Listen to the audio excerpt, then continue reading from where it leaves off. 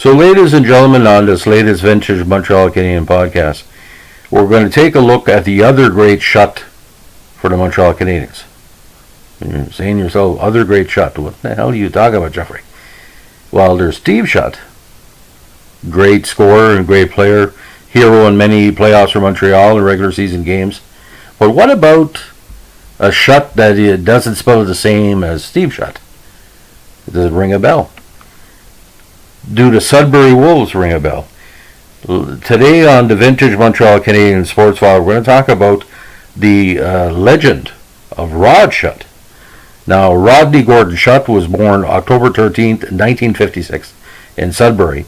And even though he played only 286 games in the NHL, he played with three of the most popular franchises, including Montreal, Toronto, and Pittsburgh. Now, it takes a little bit of background here what's going on. In his 4 seasons in junior, in the CJHL and the OHA, he put up some really impressive numbers. With Pembroke, he had 81 points in 51 games, including 31 goals. And with his hometown Sudbury Wolves, he put up massive numbers. 104 points in his second season, 135 points in his third season. In 63 games, he had 73 goals, 63 assists. In the playoffs, he had 18 goals and 34 points. 169 points, ladies and gentlemen, in 80 games, 91 goals, and 79 assists, with only 55 minutes and penalties.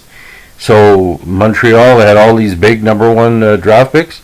Sure enough, Montreal took him in the draft, 13th overall. And the WHA, the Cleveland Crusaders, who were on their way out, unfortunately, took him 14th overall. He was sent to Nova Scotia Voyageurs and had a really good season. 84 points, including 80 games, and 16 points in the playoffs. Now, he got a cup of coffee with Montreal in 2 games, was part of that strong 77-78 Stanley Cup squad.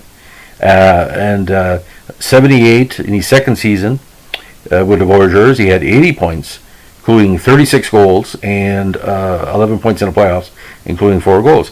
So you're saying to yourself, Rod Schutt, Mondu got his chance. All these young prospects, he's going to make it with Montreal.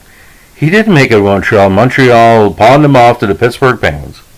And for rookie season, he put up some really good totals.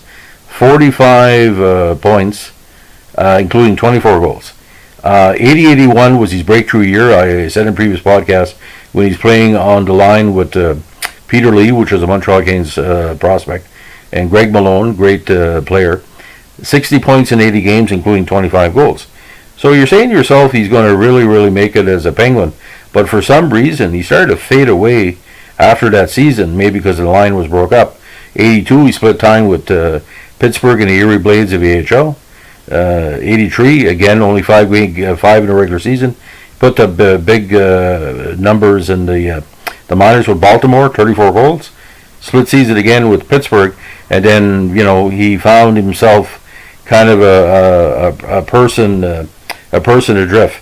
He ended up with the Muskegon Lumberjacks in the IHL with 90 points and 44 goals in 85. By the time the Saints, Catherine Saints called, Toronto gave him a 6-game tryout, never worked, and he just faded out. So in 286 games, 169 points in the NHL, 77 goals, 92 assists, and 8 goals and 6 assists in 14 points in the playoffs. Again, part of the 77-78 championship team from Montreal. But to see Peter Lee and later Pat Hughes and Rod Schutt in Pittsburgh, they were pretty well feeding a whole line. And, Peter Mahovlich didn't stay very long with Pittsburgh, but it was kind of weird when they were playing Pittsburgh and seeing all these good players, go through the pike. And seeing LaRouche, who was, when he traded Rod Schutt, they were basically making room for LaRouche as much as they could. So, but Montreal was drafting all these, heavy juniors, and some of them never really panned out. It's just a head scratcher. Somebody so good in junior, and we know what the Quebec Major Junior Hockey League was known for goalies in the 90s. Somebody could score 90 goals in the queue, and over 2 seasons and not do anything in the NHL.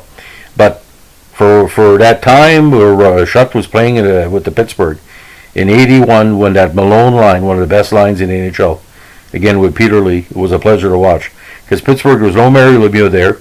LaRouche was gone. The Penguin players that got him through the '70s were kind of disturbing, their opponents. Woulda, shoulda, coulda. But you can imagine if Peter Lee would have been consistent and played with Mario or Rod Schutt. It kind of boggles, because these players had talent. They weren't that old when the left the NHL. I mean, Schutt was born in '56. He would be only 30 when Mario showed up. So I mean, it's a head scratcher. Seriously, ladies and gentlemen, it's always good to do these podcasts, but it's a memory lane thing, because like they used to feed the Kings back in the '70s, they fed the Penguins a lot of talent. And was it because of playoff positioning? I don't think so. I think just basically had a good relationship with the Pittsburgh GM, and Pittsburgh was willing to take any warm body they could try out. Pittsburgh was the closest in the late '70s to a WHA team. And when Montreal bolstered their team through the Habs trade and other stuff, you only got better then. Pittsburgh was almost like you look at a Cleveland Cleveland Crusaders. They were not an NHL team, but WHA style play. There was very little defense, because some of their goals were giving up 4 goals a game. Anyway, we're going to get into the Peter Marsh part of this trade very soon. Thanks for listening. Have a good evening. Bye.